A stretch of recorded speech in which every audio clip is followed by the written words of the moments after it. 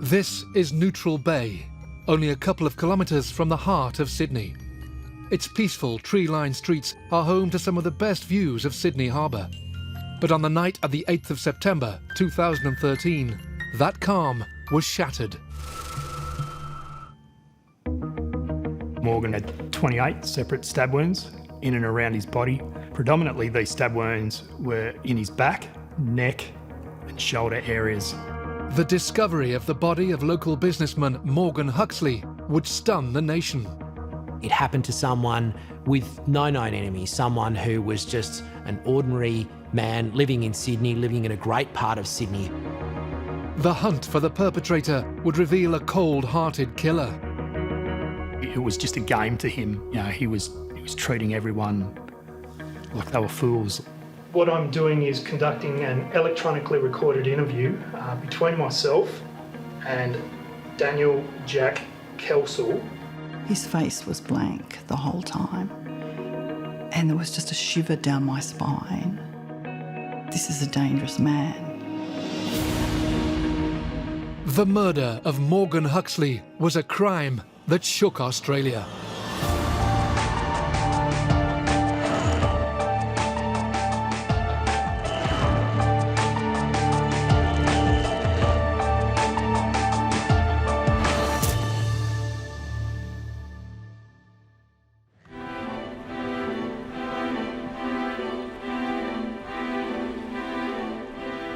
Neutral Bay is a beautiful suburb of Sydney.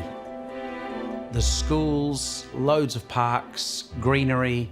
It's full of young people that want to first move out of home. There's a lot of units for young working people so close to the city, and there's a lot of families. It's fair to say that it's probably considered one of the more affluent suburbs in Sydney.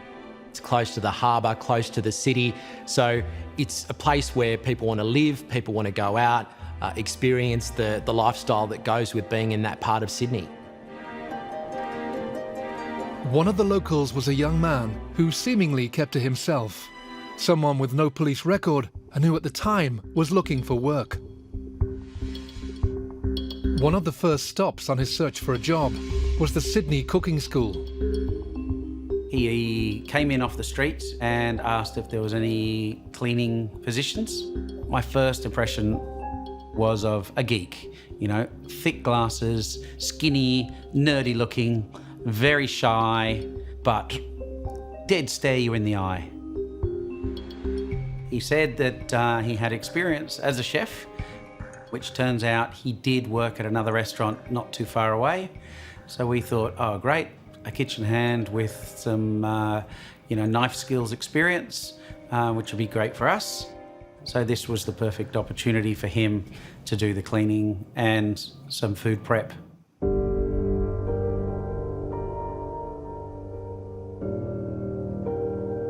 The young man was Daniel Jack Kelsall, and he would go on to commit an act of such brutality that it would shake the serene suburb to its core.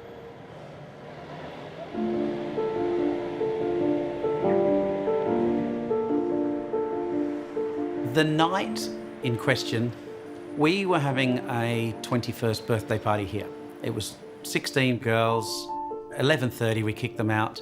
I stayed around for half an hour just tidying things up, and Daniel was here to clean up afterwards. Jokingly, I said to Daniel that night, I said, look, you're 22, there's, 16 gorgeous 21-year-olds, and you should pay me to work tonight. And he just laughed and said, I'm not into that sort of thing. Kelsall spent some time clearing up after the party before leaving work and heading out onto the streets of Neutral Bay. Around the same time, another man, Morgan Huxley, was being dropped off in the town by friends. Morgan Huxley had returned from an engagement party in Lane Cove to Neutral Bay with a couple of friends. Now, he wanted to have one last drink, but his friends left him and he went off to the Oaks Hotel, which was his favourite pub, for one last drink.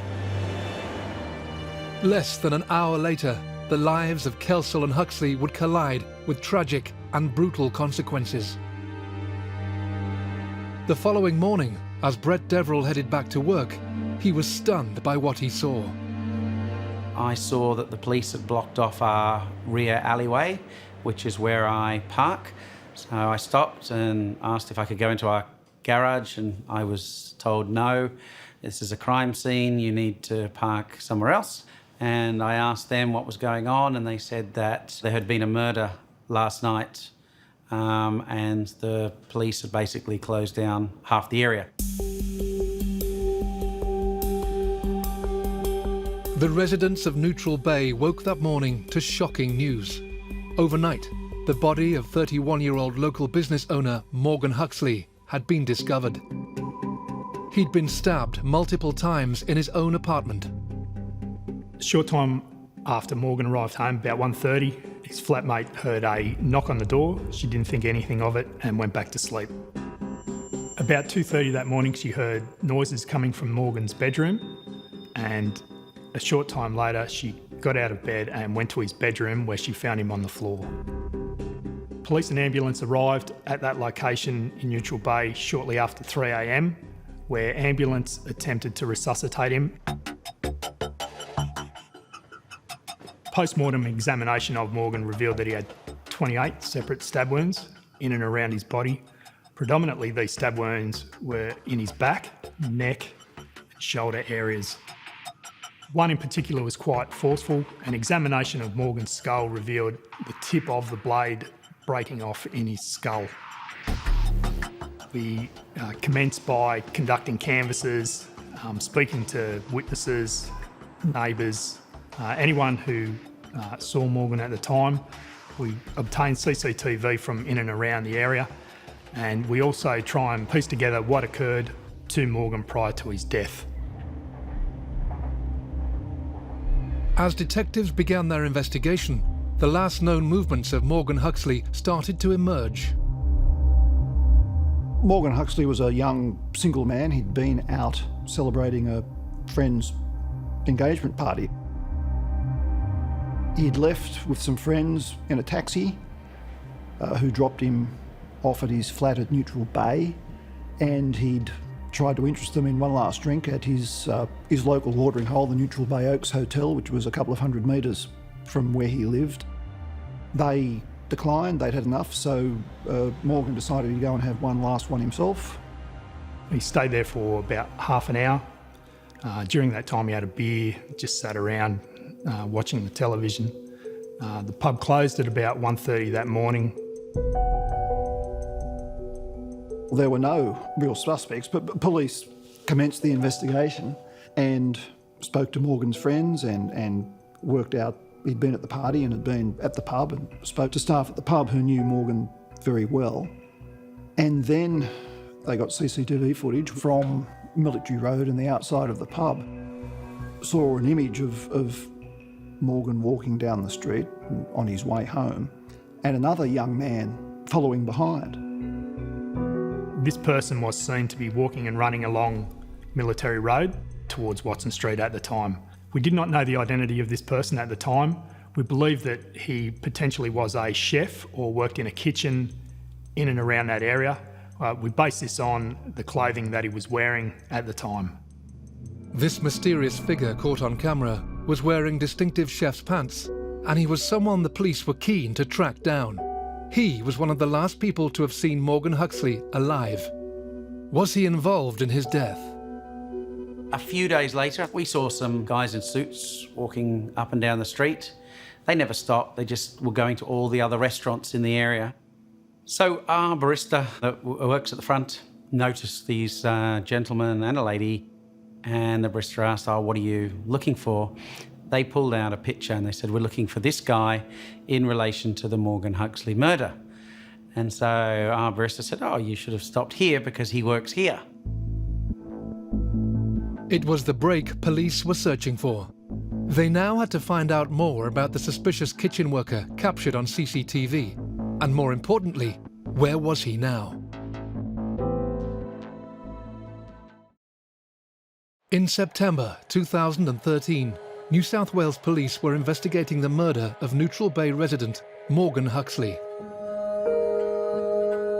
Morgan Huxley was a small business owner. He lived in a flat at Neutral Bay. He was popular. He was loved by members of his family. He was just your average bloke living in Sydney. Not long after Huxley's mutilated body was found in his apartment, detectives uncovered a vital clue. The initial police investigation focused on Morgan's friends and associates, given most murders tend to be committed by someone known to the victim. However, this avenue of inquiry turned up no useful leads, so police decided to review the CCTV in the local area. The footage showed a mysterious figure following Huxley along the street. So a number of detectives were tasked to speak to shop owners and attend restaurants and cafes and hotels in and around that area in an attempt to identify the person depicted in that image. It was 2 weeks after the murder when the police visited the Sydney cooking school. They were like, seriously, you know, this is, yep, he works here. And they said, well, can you call him and get him to come up here, or can we see if he's at home? On the 24th of September 2013, detectives identified Daniel Jack Kelsall as being the person in that photograph. That afternoon, myself and a number of other detectives from the Homicide Squad and North Sydney went to Daniel Kelsall's home, where he was spoken to. That night, Daniel was rostered onto work, and he came in and I said, oh, you know, did the police question you? Did you do it? I said, you know, there's a picture of you walking across the street with the guy that died. Oh, just coincidence that, you know, I was just talking to the guy when he was walking home. Then I said, so was it you? And he said, no, not me. He denied everything.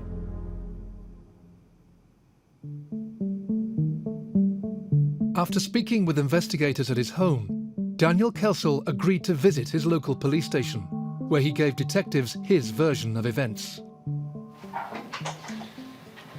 Time, according to me, is 6:41 p.m.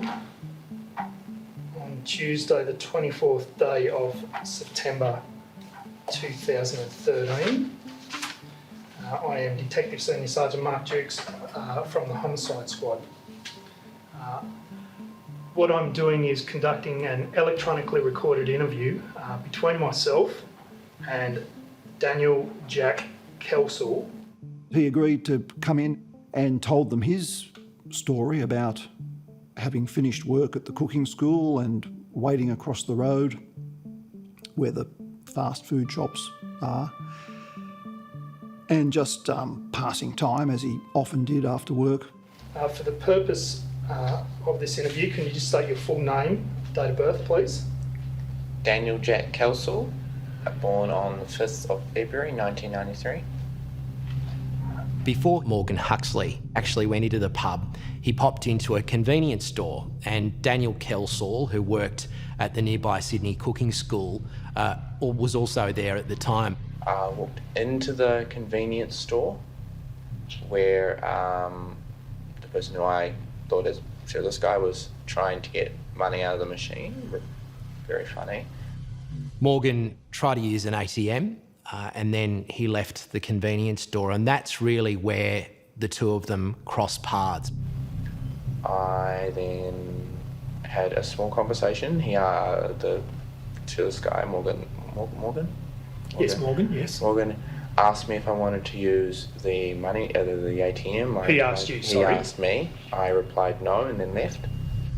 After leaving the convenience store, Huxley made his way to the Oaks Hotel.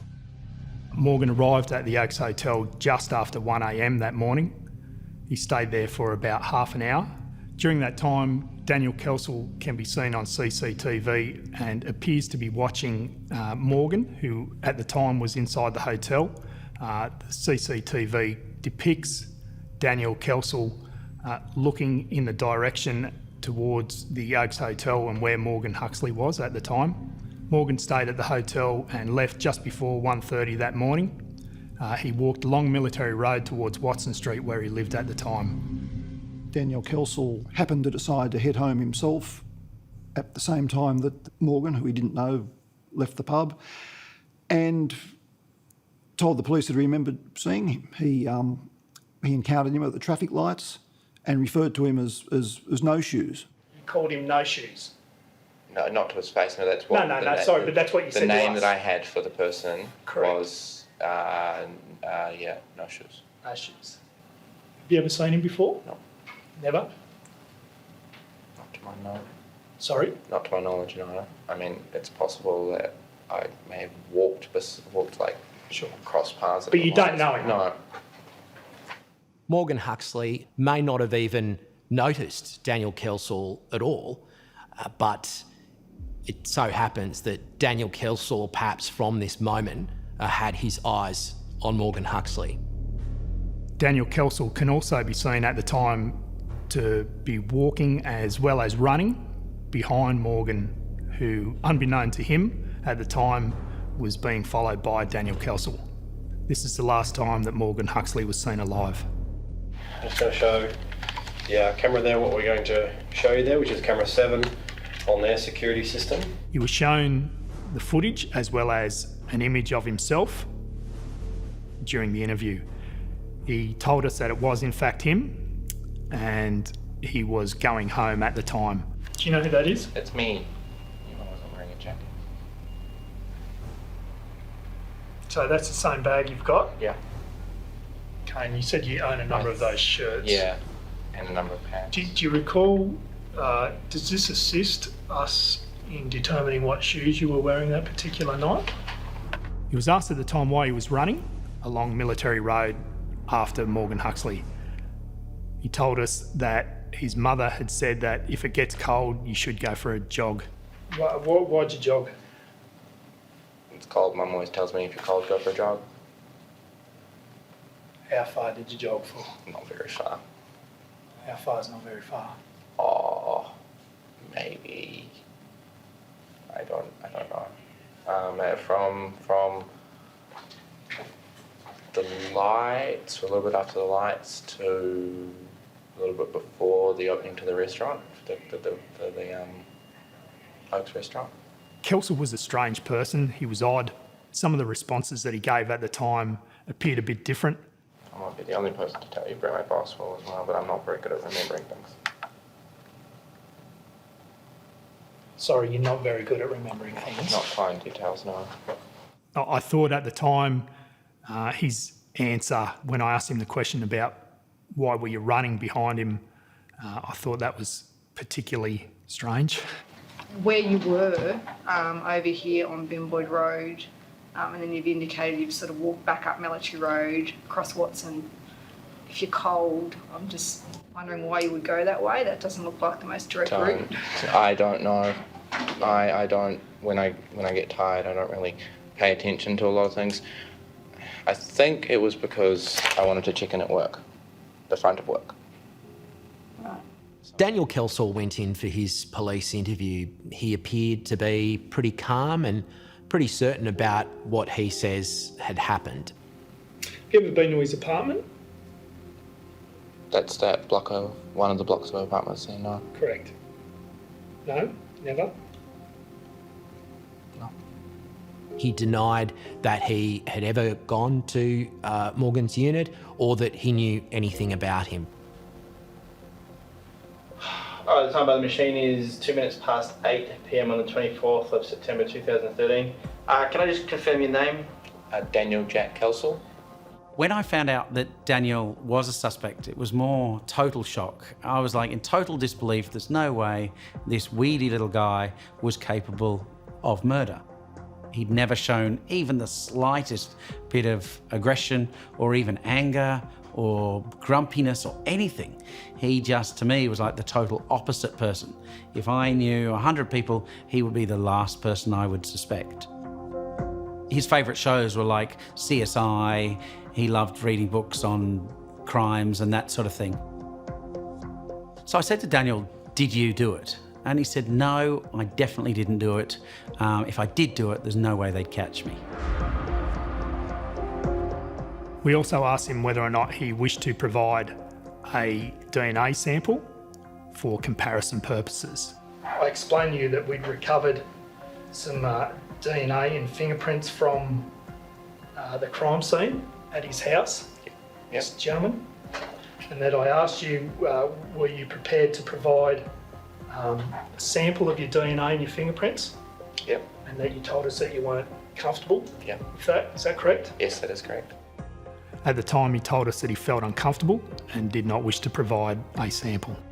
A number of days later, we found out the reason why. Detectives investigating the murder of Morgan Huxley were becoming increasingly interested in the movements of Daniel Kelsall, a young kitchen worker spotted on CCTV in the vicinity of the victim on the night of the murder. Kelsall had provided a statement but declined to provide a DNA sample, and to police, that rang alarm bells.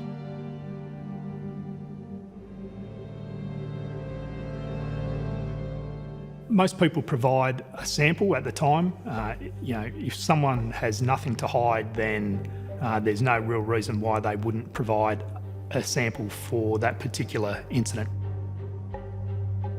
During Kelsall's first interview, detectives noticed that he'd arrived at the police station carrying a bag. When he came back to the police station and during the interview, he was wearing a shoulder bag. This bag became quite significant in a number of days' time. Not long after giving his statement, Daniel Kelsall got back in touch with the police. 2 days later, on the 26th of September 2013, I received a phone call from him in the afternoon. He told me over the phone that when he spoke to us 2 days prior, he wasn't telling me the complete truth. I arranged to meet him that afternoon, and I drove with another detective to a shopping centre in Neutral Bay. And that was where Daniel Kelsall essentially told Mark that he hadn't told the truth, that he had actually gone into this man's flat with him, and then on his way out had bumped into or seen a woman entering the unit block, a young woman, a blonde woman. Kelsall claimed that it was actually this woman who had seen him and was in some way angry about having seen him leave the unit, and he thought that that was the reason. Kelsall's presence there was the reason that Morgan Huxley had ended up getting stabbed, apparently by this unidentified woman. At the time, I didn't believe what he said. I believed that it was a lie and that Kelsall had been in the unit and had, in fact, left DNA and maybe fingerprints, and that he was now trying to cover up the fact that he had been inside the unit when he'd originally said that he hadn't been. So Kelsall was arrested and taken to North Sydney Police Station. Now under arrest, Daniel Kelsall refused to answer any more questions and wouldn't even confirm the details of the conversation he'd had with Mark Dukes in the supermarket car park. As detectives hadn't recorded that exchange, Kelsall's version of events was worthless as evidence in any trial. Despite this, the police pressed on and continued the search for clues. He wasn't charged that night and was allowed to leave the police station. But from that point onwards, he was our primary suspect in relation to the investigation. That night, a number of search warrants were executed on his home address as well as his place of employment, the Sydney Cooking School.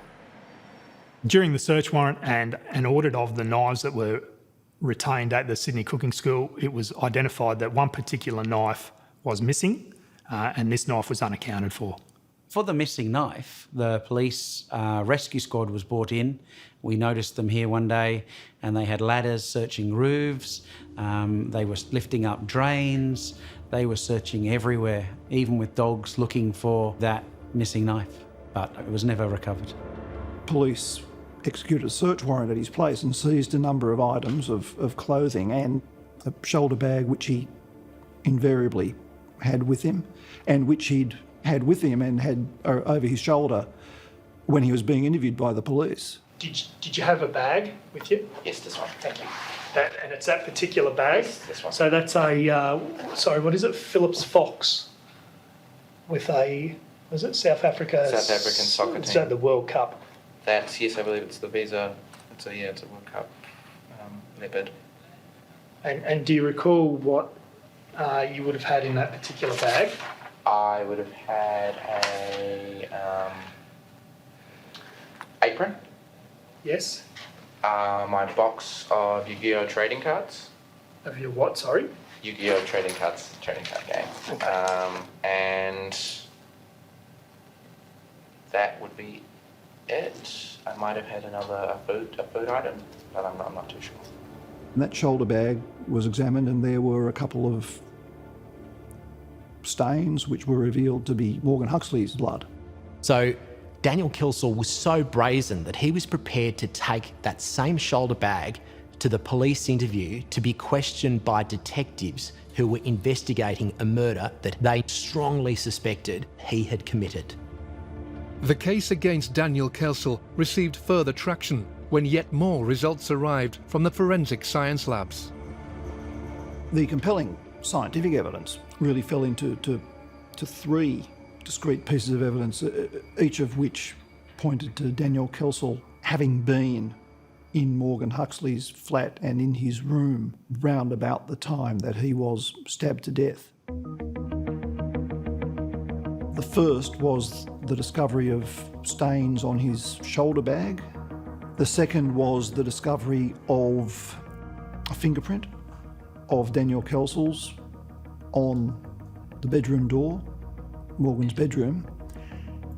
And the third was some foreign DNA located on Morgan Huxley's penis, which then was matched with Daniel Kelsall's DNA. The DNA evidence proved that there had been sexual contact between Daniel Kelsall and Morgan Huxley, and the suggestion from Kelsall that this was consensual activity was really described as fanciful by the prosecution in this case, because Morgan Huxley was known to be a heterosexual man, a straight man, and it was highly unlikely that he was going to be engaging in sex with another man in this situation. Each one of them was a great piece of evidence, but in conjunction, they didn't necessarily point to Daniel Kelsall being the murderer, but they strongly suggested that he was there and thereabouts about the time of Morgan Huxley's death.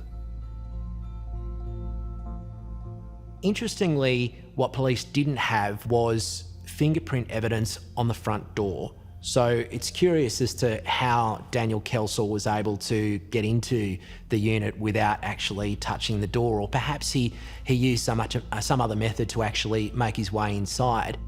The front door was unlocked, so it would have been relatively easy, but he didn't leave fingerprint evidence there to prove that it was him. On the 8th of October 2013, a month after Huxley's murder, Daniel Kelsall was re-arrested and he was taken back to North Sydney Police Station. He declined to be interviewed after seeking advice from a solicitor and was charged in relation to the murder of Morgan Huxley. We went to the jail to speak to Daniel Kelsall, and when we first arrived, we were in a small room and we had to obtain DNA from him. We were just all standing around it. He said, pardon the pun, but you could cut the air with a knife. And I don't think I even responded. I just looked at him and thought, that's like, why would you even say that? I knew then that, it was just a game to him. He was treating everyone like they were fools. Someone had been stabbed with a knife 28 times and he's making a reference to a knife, and I just thought it was callous and cold-hearted. Despite the pieces of the puzzle slowly falling into place, for detectives, the job was still far from over. We don't stop investigating just because someone's arrested. We continue to investigate right up until the time they go to court, and even after.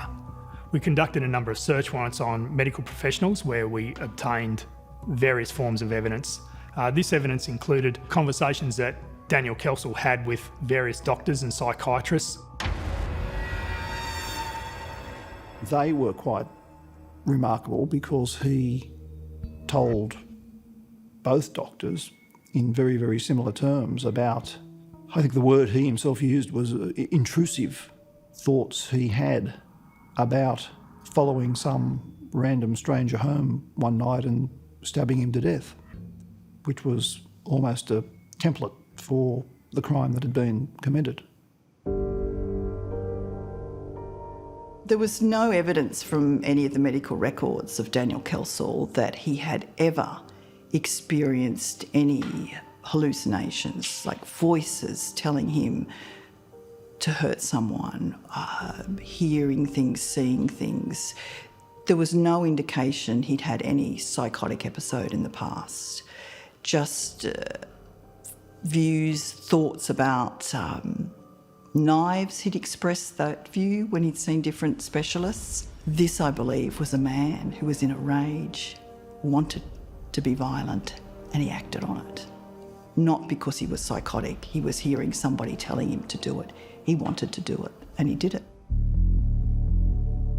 As the trial date loomed, experts probing into the psychology of young Daniel Kelsall weren't prepared for what they would uncover.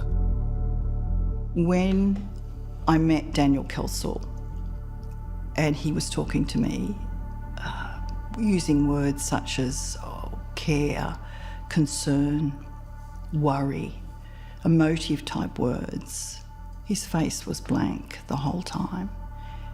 And there was just a shiver down my spine that this is a dangerous man. And when I think back to all the serious cases, and I've met numerous individuals that have committed murder,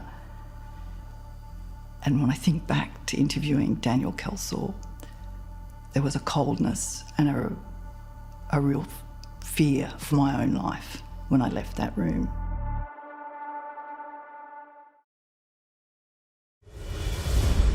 Daniel Kelsall was facing a trial, charged with murdering Morgan Huxley in the Sydney suburb of Neutral Bay in 2013. But even before his day in court, Kelsall's state of mind would come under scrutiny.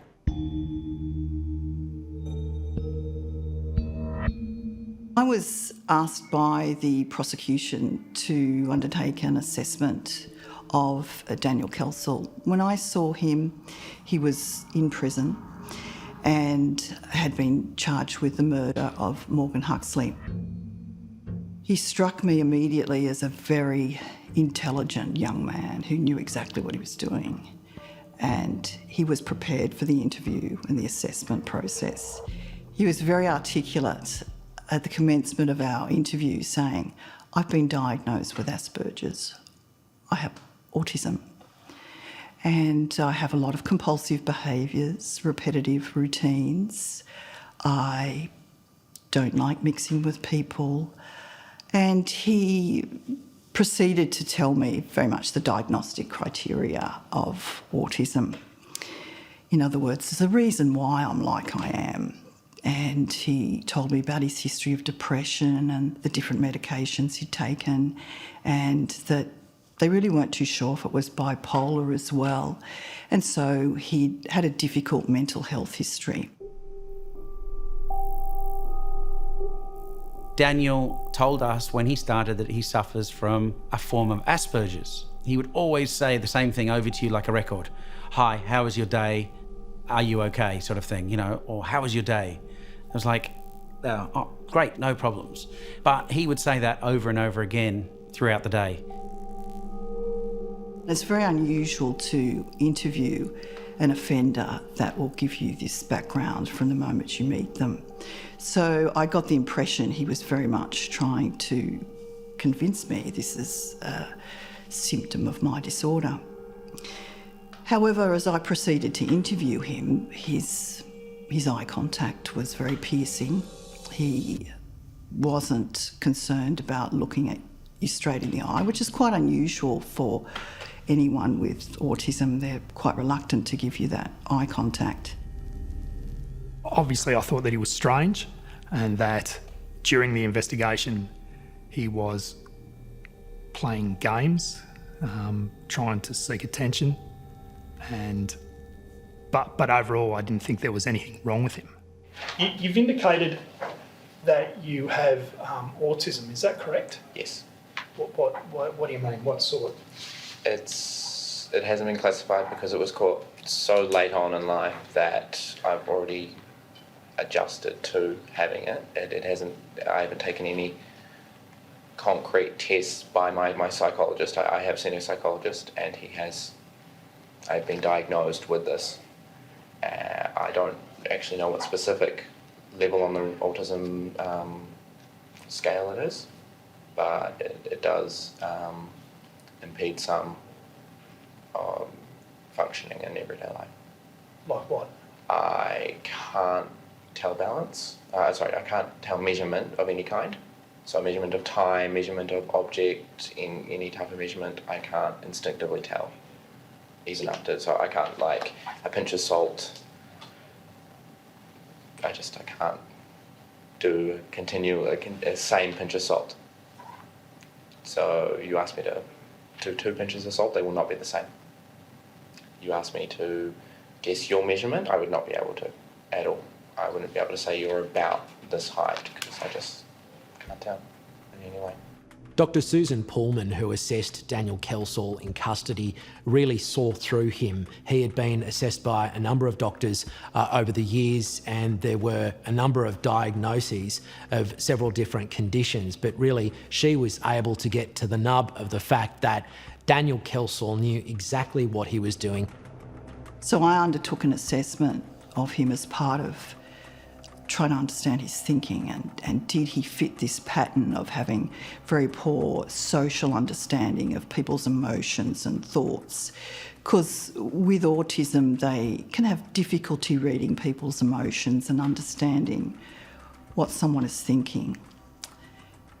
Daniel Kelsall had very good understanding of what people were doing and what they were thinking. He also proceeded to tell me that he's got different compulsions, different repetitive behaviours, like I take my glasses off and I have to tap the side of my glasses each time I take them off and put them back on. So I noticed that during our interview, which lasted some time, that he took his glasses off several times, and not once did he tap the side of them, as he said he would always do as part of his compulsive behaviour. When looking at Daniel Kelsall's mental health, yes, he was socially awkward, but there's a big jump from being socially awkward to dreaming of murdering someone to then actually fulfilling that dream. We often feel that when somebody commits such a heinous crime, like Daniel Kelsall, that they must be mentally ill. Why would you do this? What motivates somebody to stab someone so many times? What for? He didn't know this man. He was a stranger. Why kill someone so viciously like that? For what reason? This was not a mental illness. Before I did this program, I spoke to a number of colleagues about, should I do this? Because when this young man does get out, will he commit a crime like that again? And as it stands now, I believe he would. The psychological analysis of Daniel Kelsall confirmed he was fit to stand trial. Despite the mounting weight of evidence against him, he confounded police, the press and the public by pleading not guilty to the murder of Morgan Huxley. I was surprised that it went to trial. I thought the evidence that we had was overwhelming, and I was surprised that he pleaded not guilty to the murder. That's quite typical of those psychopathic traits. They don't accept responsibility. Everything's everybody else's fault, not theirs. And he doesn't admit to anything. I didn't do it. I didn't do it. Daniel Kelsall's trial began at Sydney Supreme Court in March of 2015, and from the outset, he was at the very centre of the media spotlight. Daniel Kelsall was a pretty odd sort of character. He was socially awkward, introverted, and perhaps not used to getting an awful lot of attention from people. This trial saw the eyes of everyone in this courtroom and so many others who were watching and listening at home. Their attention and their gaze was suddenly focused on this young man, and in a perverse sort of way, he appeared to enjoy it. He wanted to be asked these questions. He enjoyed being in the paper. He enjoyed being photographed. Very narcissistic. He lapped it up. very egotistical. He wanted to demonstrate that he was superior to everybody else. He is going to outsmart everybody else. Early in the police investigation, one line of inquiry focused on the personal life of Morgan Huxley and whether it had played a part in his tragic death. There was a lot of media interest in this at the time. A lot of it centred around female friends of Morgan. Morgan was a popular, attractive guy, and the media portrayal of him at the time deeply affected, his family. The early press coverage of this case was obviously very hurtful to the Huxley family, so much so that it was still on their minds at the end of the trial. And we know from the victim impact statements that we heard in court that it was still weighing heavily on them, that this idea that Morgan Huxley was in some way responsible for his own murder based on this theory, which didn't turn out to be true, had stuck with them, and they obviously believed that a perception of Morgan was out there from very early on. I think this case was a real lesson for the media that the way a story is covered can hurt those who are directly involved, and sometimes that hurt doesn't go away. One of the most notable moments of the trial was when the defendant himself took the stand. Not all accused people actually give evidence, but he chose to, and he needed to, because he needed to give the jury a version that could be believable to them, to give them some doubt about his guilt. Of course, he failed in that aim, but when he was giving that evidence, and of course he was questioned by his own barrister and also the Crown prosecutor in the case, he was really trying to give a version that the jury could take away and somehow believe. It was clear to most people in the court that he was lying, particularly to members of Morgan Huxley's family. And as some of those lies were told, there was the odd gasp coming from the body of the court. Daniel Kelsall's defence at the time was that Morgan invited him back up to the unit and where they participated in consensual sex. When he said this, it was like when I spoke to him on the 26th of September. I didn't believe one word that he said, that it was complete fabrication and complete lies. I never at one stage believed him what he was saying. The trial lasted about 2 weeks, and after the jury had gone out, eventually they came back with their verdict, and that verdict was guilty, which was an enormous relief to those who loved Morgan Huxley.